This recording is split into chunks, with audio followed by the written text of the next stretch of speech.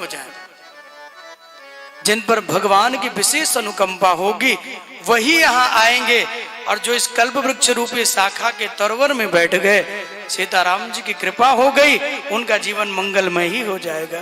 बोले सिया बलराम चंद्र की जय हो। भगवान राम के चरित्र तो अथाह हैं। बाबा कहते हैं मैं कितना वर्णन करूं। अपनी वाणी से बाबा ने वर्णन किया, यही मह रघुपति नाम उदारा, अति पावन पुराण श्रुति सारा, कि मंगल भवन अमंगल हारी, उमा सहित जही जपत पुरारी, उमा सहित जपत पुरारी। बाबा कहते हैं कि भगवान मंगल भवन, जिनके नाम को, जिनकी कथा को हम श्रवण कर रहे हैं वो कैसे हैं? बोले मंगल भवन है।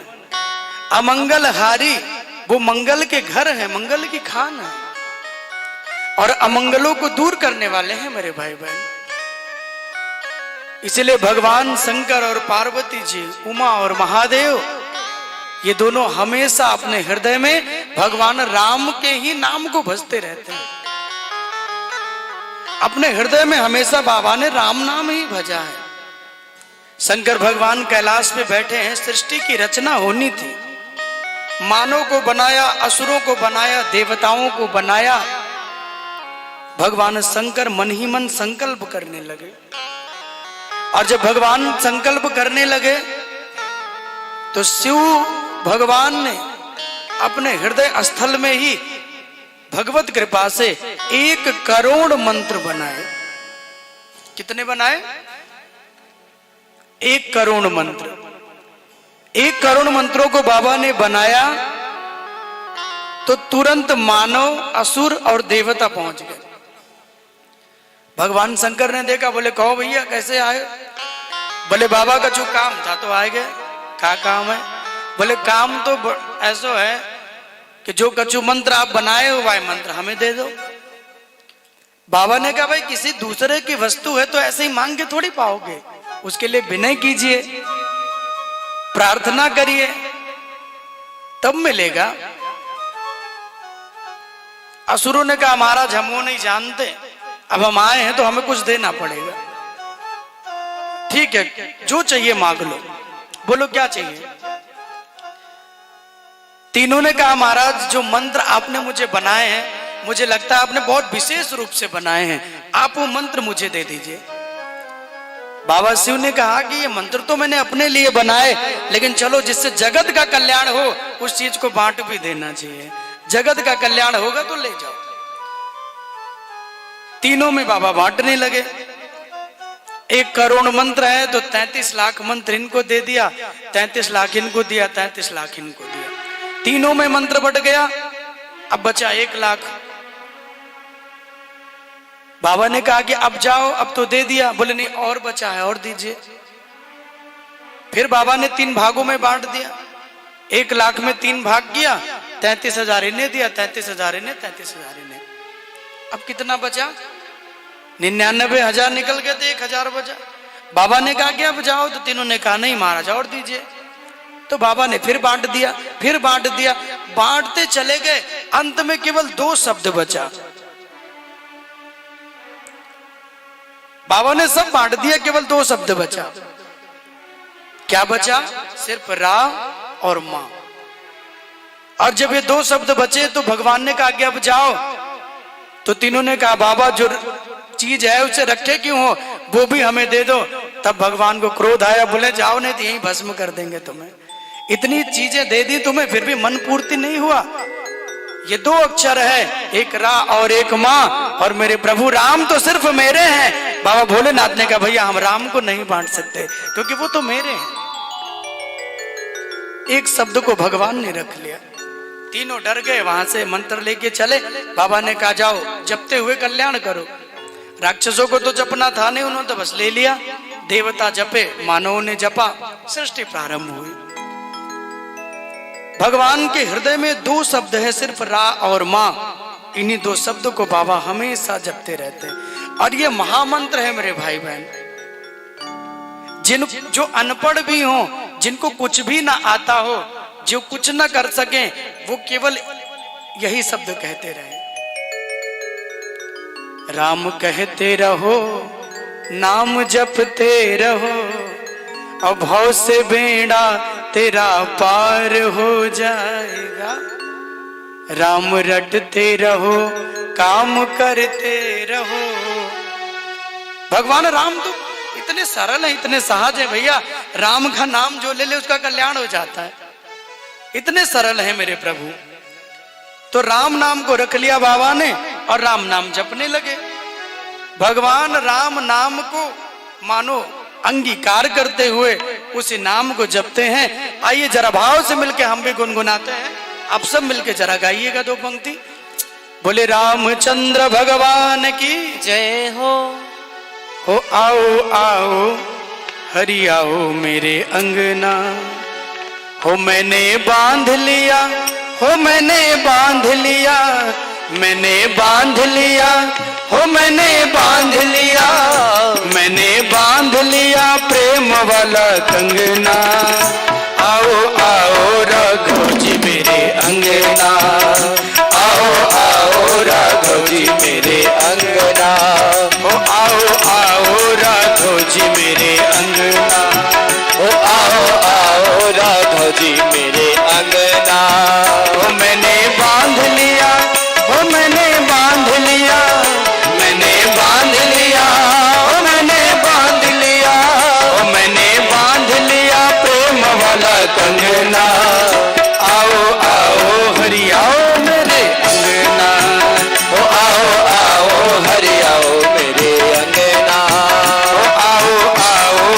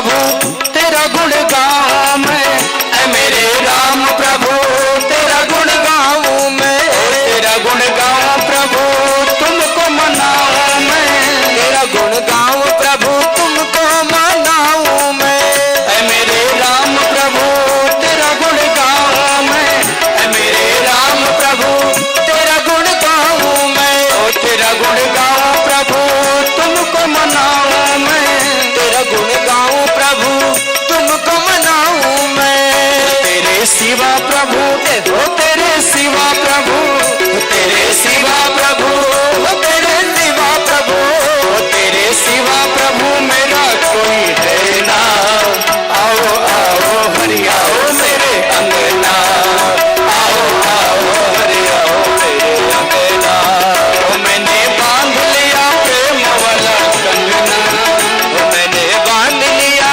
प्रेम वाला कंगना, आओ आओ हरि आओ मेरे अंगना, आओ आओ हरि आओ मेरे अंगना, आओ आओ हरि आओ मेरे अंगना, आओ आओ हरि आओ मेरे अंगना, आओ आओ हरि आओ मेरे अंगना, आओ आओ हरि आओ मेरे अंगना, आओ आओ हरि आओ मेरे अंगना, आओ आओ हरि आओ मेरे अंगना, आओ आओ हरि आओ मेरे अंगना, आओ आओ हरि आओ मेरे अंगना, हरि आओ मेरे अंगना, हरि आओ मेरे अंगना, हरि आओ मेरे अंगना, हरि आओ मेरे अंगना।